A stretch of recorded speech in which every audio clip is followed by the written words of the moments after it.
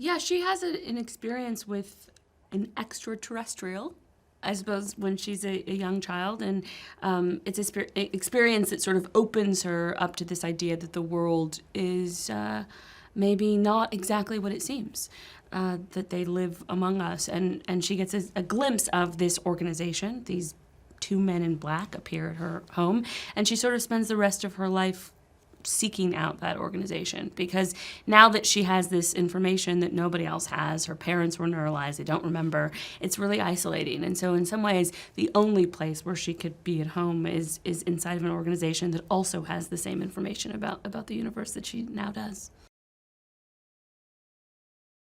At this point in the film, he's quite accomplished in his universe saving and so on, and so he has extra unhealthy dose of sort of ego and, you know, his sort of position and all this, and kind of works alone, doesn't need a partner and so on.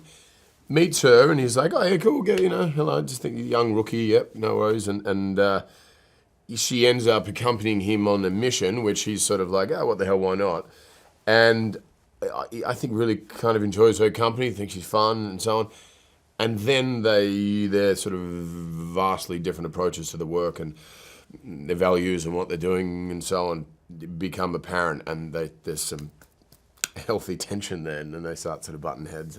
But you know, there really is what I loved about it, a big learning curve for the two of them. I think, you know, there's for my character anyway, quite a sort of moment of self-discovery, and she sort of says, look a little deeper because I think you're missing or avoiding something, some bigger truth, and so they really kind of complement each other in that way, and yeah. My favorite thing, one of my favorite things about Chris, is you'll get into an improvisation and he likes to push it to the point where we then worry we'll never be hired again. Yeah. He often kind of reins me in, you know, and I think part of creation is destruction at times. So yeah, that's true, actually. You need to wreck some stuff. And no, that is kind of, sort of my process, I think. I do want to kind of really just go all over and then kind of feel, okay, that's probably the boundaries and so on. Pretty unfair sometimes for Tessa if she's like, what the hell are you doing, Chris? It was only unfair that the very first day that I worked on Thor, I was like, this is confusing. Can I talk now? Or you're just going to keep talking, should I? Is it my turn? I had a line. No, it was great though, because we had that, because we'd done it so many times before, we were able to just kind of pick up on that same energy, and you know, there's a sort of mad chaos to it, which was a lot of fun. Yeah, there's a lot of trust. I think we can look at each other and go, do I suck? And then the person can say yes. Yes. Or occasionally, no, that was good. So, yeah.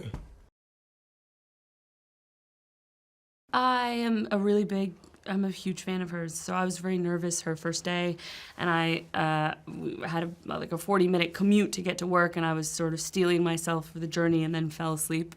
And I literally arrived, and had a bit of, you know, sometimes we drool as humans, and I sort of wiped my mouth and opened the door, and there was Emma Thompson stood waiting for me. So I didn't even have a second to prepare myself to impress her, and she was so lovely, and we just had such a great time together. You felt like a working holiday? It did. It was part of the appeal, or one of the strengths in making this different, not feel like we were mimicking what had been done before. It just to aesthetically give it a different tone and feel, just by going to different countries, London and Italy and Morocco and Paris and New York, informs a sort of different attitude within the characters too. You know, you do react within your environment and to the environment, and certainly, you know, when we've come from London in the back lot of the studio, and all of a sudden we're in Italy on the coastline, there's a whole different energy. You know? And I love that, and it's just one of the sort of, you know, wonderful things about being an actor is being able to sort of globe trot around the place and have someone else pay for it. True. I did so much shopping in Morocco. Every time they would call cut, I would like run, because we were essentially shooting where you shop in the Medina, so I got a lot of things. How'd you get that back into the country? You know, the little form Shipped to fill out, and you're like, Do you have any wood or leather or da da da da? Yeah, they shipped You it were for like, me. no. They shipped it for me. You went shopping too. You remember? I know, and I got arrested at the border security. That wasn't for shopping. That wasn't for that, no. Now, everyone who has seen Raiders of the Lost Ark will tell you that the best scene in the film is when Indiana Jones is confronted by a skilled swordsman during a chase scene.